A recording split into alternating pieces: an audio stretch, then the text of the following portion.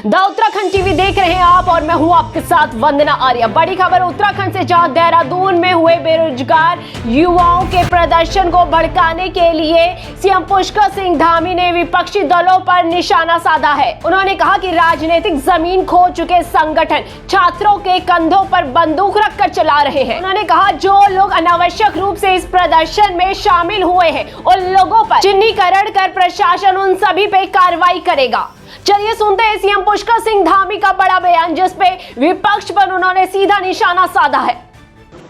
जो प्रदर्शन हुआ सर, उसको लेके आपने मजिस्ट्रियल जांच के आदेश दिए सर। देखिए, हम किसी भी कीमत पर छात्रों का हित चाहते हैं, इसीलिए हमने जितने भी एग्ज़ाम थे, जो भी शिकायतें आई, उनको रद्द करने के बाद तत्काल नई तिथि घोषित करी और नई तिथि घोषित करने के साथ ही परिवहन निगम की बसों में एग्ज़ाम में आने वाले परीक्षार्थियों के लिए निःशुल्क व्यवस्था की है। एग्ज़ाम के शुल्क को नहीं लिया गया है और नकल अध्यादेश हमने कहा था हम लेकर आएंगे 10 तारीख तक, क्योंकि कैबिनेट होनी थी और कैबिनेट थोड़ा आगे चली गई। हमारे पहले से कुछ कार्यक्रम लगे हुए थे सभी मंत्रियों के, तो कैबिनेट न होने के बाद भी हमने उसको विचलन से अनुमोदन करके महामहिम राज्यपाल महोदय को अग्रसारित कर दिया है और यह भी तय कर दिया कि जितनी भी परीक्षाएं होंगी अब वो सारी परीक्षाएं इस नकल अध्यादेश से आच्छादित होंगी। उसमें जो प्रावधान किए हैं 10 साल तक की जो कैद है, इसके अलावा सारी संपत्ति जब्त करने का है और परीक्षार्थी जो उसमें भाग लेने वाले होंगे, अगर वो इसमें पकड़े जाते हैं तो उनको अगले 10 वर्षों तक किसी भी परीक्षा में भाग लेने का कोई अवसर नहीं होगा।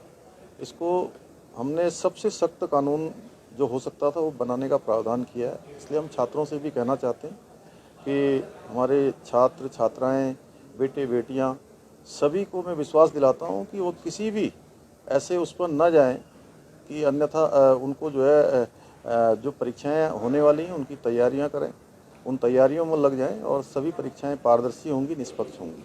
सर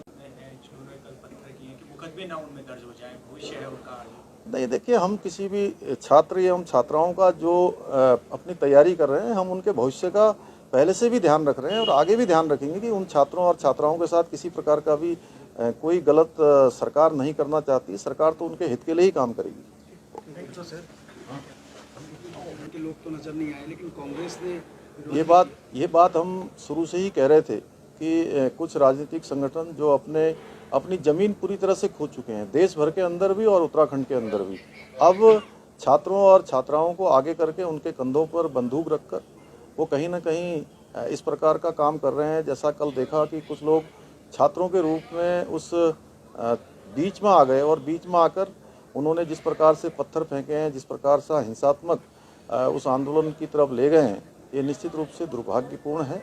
और ऐसे लोग जो अनावश्यक रूप से आए हैं, निश्चित रूप से हम उनके बारे में हमारा प्रशासन देखेगा कि ये कौन लोग हैं।